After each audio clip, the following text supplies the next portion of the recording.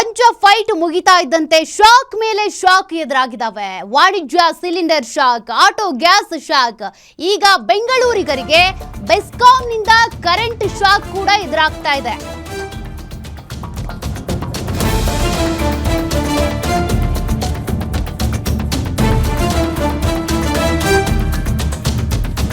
ನೋಡಿ, ಪಂಚರಾಜ್ಯಗಳ ಚುನಾವಣೆ ಮುಗಿತಾ ಇದ್ದಂತೆ ಈಗ ಜನರಿಗೆ ಬರೆ ಹಾಕುವಂತ ಕೆಲಸ ಆಗ್ತಿದೆ. ಸದ್ಯ ಬೆಸ್ಕಾಂ ವ್ಯಾಪ್ತಿಯಲ್ಲಿ ಇವತ್ತಿನಿಂದ ವಿದ್ಯುತ್ ದರ ಏರಿಕೆ, ಪ್ರತಿ ಯೂನಿಟ್ ವಿದ್ಯುತ್ಗೆ 56 ಪೈಸೆ ಹೆಚ್ಚಳ.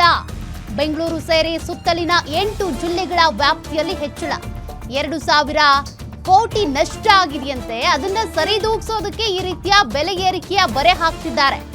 ನಷ್ಟ ಸರಿದೂಗಿಸೋದಕ್ಕೆ ದರ ಏರಿಕೆಗೆ 10 ಎಂದಿದ್ದಂತ ಕೆಇಆರ್ಸಿ ಇವತ್ತಿನಿಂದ ಮೀಟರ್ ರೀಡಿಂಗ್ ನಲ್ಲಿ ಹೊಸ ದರ ಅನ್ವಯ ಆಗ್ತಾ ಇದೆ. ಈ ಮೂಲಕ ಒಂದ್ ಕಡೆ ಗ್ಯಾಸ್ ದರ ಏರಿಕೆ, ಮತ್ತೊಂದ್ ಕಡೆ ಆಟೋ ಚಾಲಕರಿಗೂ ಸಂಕಷ್ಟ. ಈಗ ವಿದ್ಯುತ್ ದರವೂ ಏರಿಕೆ.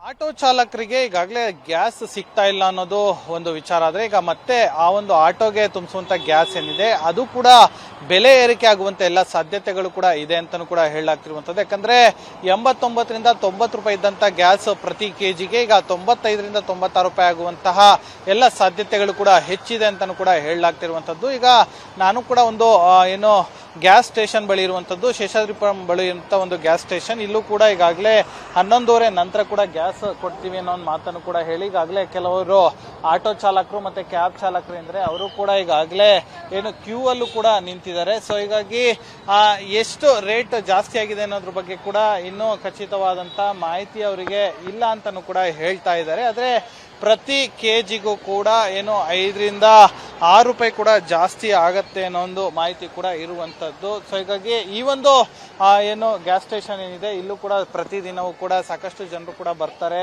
ಇಲ್ಲಿ ಆಟೋವನ್ನ ಹಾಕಿರ್ತಾರೆ. ಸೊ ಹೀಗಾಗಿ ಅವರು ಈ ಹಿಂದೆನೂ ಕೂಡ ಪೊಲೀಸರು ಅವರಿಗೆ ನೋಟಿಸ್ ಅನ್ನು ಕೂಡ ಕೊಟ್ಟಿದ್ರು ಗ್ಯಾಸ್ ಸ್ಟೇಷನ್ ಅವ್ರಿಗೆ, ಇಂತಿಷ್ಟು ಗಂಟೆಗಳ ಸಮಯಕ್ಕೆ ಮಾತ್ರ ನೀವು ನಿಗದಿ ಮಾಡಿ, ಯಾಕಂದ್ರೆ ಇಲ್ಲಿ ಬೇರೆ ಬೇರೆ ಸಾರ್ವಜನಿಕರಿಗೂ ಕೂಡ ತೊಂದರೆ ಆಗತ್ತೆ ಅನ್ನೋ ಮಾತನ್ನು ಕೂಡ ಹೇಳಿದ್ರು.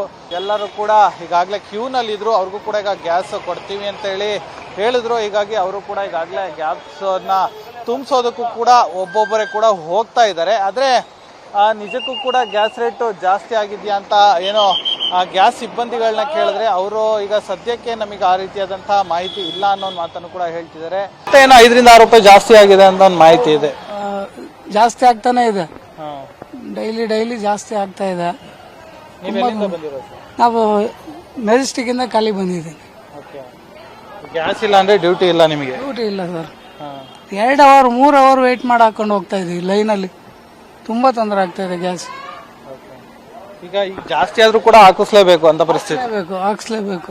ಈಗ ಪೆಟ್ರೋಲ್ ರೇಟ್ಗೆ ಬಂದ್ಬಿಟ್ಟಿದೆ ಇದನ್ನು, CNGನು ಮಾಡಿ ಪ್ರಯೋಜನ ಇಲ್ಲ. ಅವರು ನಮ್ಗೆ ಅನುಕೂಲ ಆಗ್ತಾ ಇಲ್ಲ, ಮತ್ತೆ ವಿಧಿ ಇಲ್ಲ.